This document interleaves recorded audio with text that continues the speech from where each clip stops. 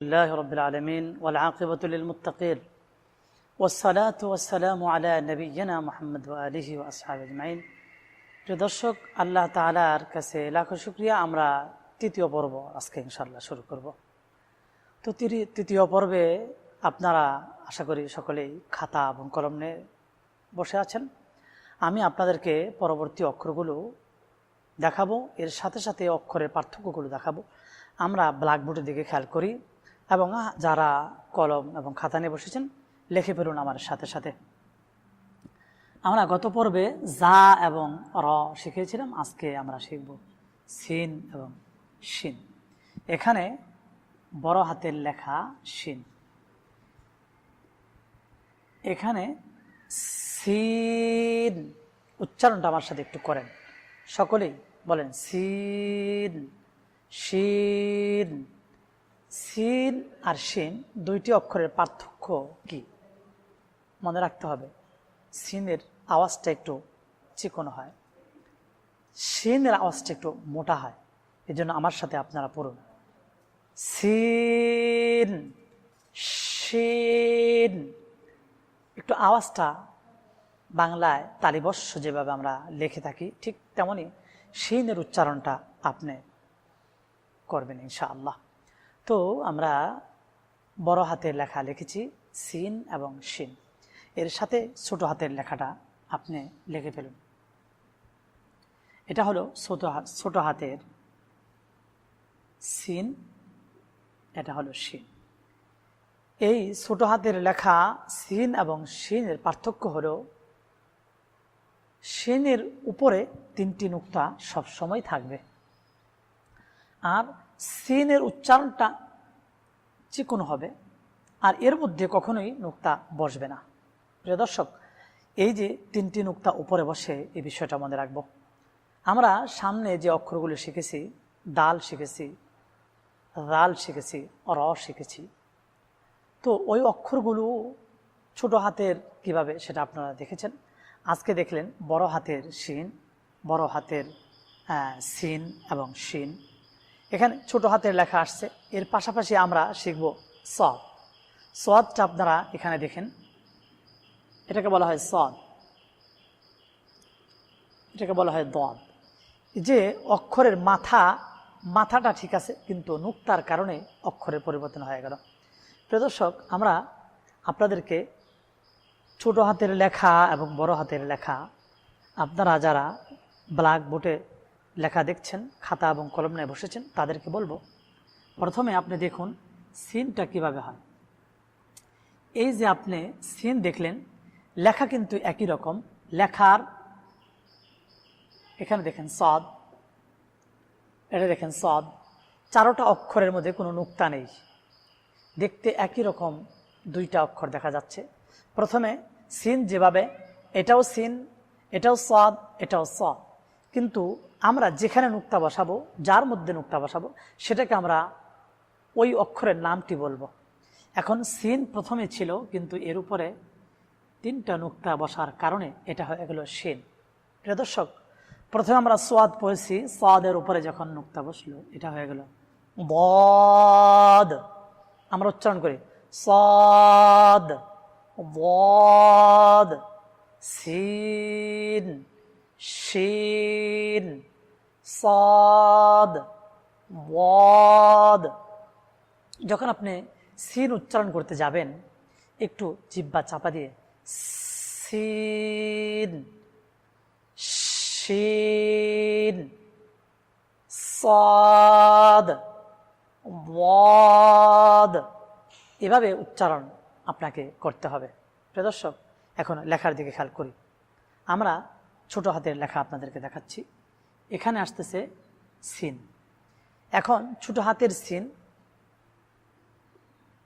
এখানে হচ্ছে ছোট হাতের সিন। যেখানেই নুক্তা বসাবো 3টি, সেখানেই শিন হয়ে যাবে। প্রিয় দর্শক, যেভাবে সিরিয়াল বাই আলিফ থেকে বা, তা, সা, জিম, হা, খ, দাল, রাল, র, জা, সিন শিন সদ বদ আমরা শিখেছি ছোটবেলায় মক্তবে। কিন্তু এখন তো মক্তবে যাইতে পারি না। এখন তো আমার বাচ্চা সকালবেলা স্কুলে যায়, আমার বাচ্চা তো আসলে মক্তবে যায় না। তো বাচ্চাকে আমি কি করে শেখাবো? প্রিয় দর্শক, আমরা এখন এই ভিডিওটা দেখে ঘরে বসে বসেই কোরআন শিখতে পারবো। উচ্চারণগুলো আপনারা শুনে শুনে নিজে প্র্যাকটিস করবেন, আমার মুখের দিকে তাকাবেন। আমি আরেকবার আপনাদেরকে আলিফ থেকে এই দত পর্যন্ত উচ্চারণ করে দেখাচ্ছি, আপনারা আমার সাথে উচ্চারণগুলো করুন। বলুন, আলিফ, বা, তা, সা,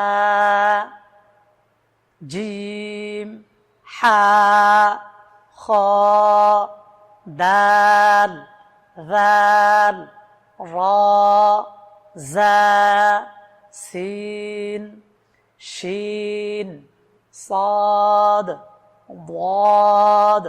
প্রিয় দর্শক, আশা করি আপনারা বুঝতে পারছেন শব্দের উচ্চারণের পার্থক্য। সিনের জায়গায় কখনো আপনি শিন বলবেন না, সাদের জায়গায় কখনো সিন বলবেন না। প্রিয় দর্শক, এই ভুলগুলো মারাত্মক ভুল, আমরা খেয়াল করব। এই জন্য আপনাদের জন্য অনুষ্ঠানটা আমরা ভিডিও দেখবেন। আশা করি এই ভিডিওটা আপনারা দেখে অক্ষরের পরিবর্তন, অক্ষরের উচ্চারণ আপনারা বুঝতে পারবেন। প্রিয় দর্শক, আপনারা দেখছেন সিন এবং শিনের পরিবর্তন। যখন আপনি সিন এবং শিনকে অন্য কোথাও শব্দের মাঝখানে চিনতে যাবেন, কিভাবে চিনবেন? আমরা আগে পড়ে আসছি জিম, জিমের সাথে আপনার সিনের পরিবর্তনটা কিভাবে হয় আপনাকে একটু খেয়াল করে দেখতে হবে। এটা আপনার সিন হয়েছে। এখন প্রথমে আপনি জিমকে চিনতে পারছেন জিমের মাথা এবং নুক্তা দেখে। প্রিয় দর্শক, জিমের মাথা এবং নুক্তা, জিমের মাথা এবং নুক্তা মনে রাখবেন, এই জিমের মাথা এবং নুক্তা। যদি জিমের মাথা ঠিক আছে, নুক্তা নেই, জিমের নুক্তা নেই, তাহলে আপনাকে এটাকে জিম বলতে পারবেন না, কারণ এই নুক্তার জন্য এটার নাম হয়েছে জিম। প্রিয় দর্শক, এখানে আপনি সিন দেখলেন, সিনের মাথা এখানে লেখা হয়েছে সিনের মাথা, কিন্তু সিনের মাথার উপরে যদি আপনি 3টা নুক্তা দেখেন, তখন আর এটাকে সিন বলতে পারবেন না, তখন এটাকে পরবর্তী অক্ষর কি হয় সেটাকে আপনি বলতে হবে। এখন দেখুন, এটাকে আপনি শিন বলতে হবে, মোটা করে বলতে হবে শিন। তাহলে পাশাপাশি কি হলো? জিম, শিন। আরবি হরফগুলো উচ্চারণ সঠিক জায়গায় আনার জন্য আপনাকে কমপক্ষে 4 থেকে 3 আলিফ লম্বা করে উচ্চারণগুলো করতে হবে। যেমন জিম, সিন, শিন, সাদ, ওয়াদ, এভাবে লম্বা করে টেনে আপনার উচ্চারণগুলো ঠিক করতে হবে। প্রিয় দর্শক, অক্ষরগুলো আমরা ছোট হাতের এবং বড় হাতের লেখা দেখলাম। পার্থক্যগুলো বোঝার জন্য আপনাকে লিখতে হবে, খাতা এবং কলম নিতে হবে, ব্ল্যাকবোর্ডের দিকে খেয়াল করতে হবে।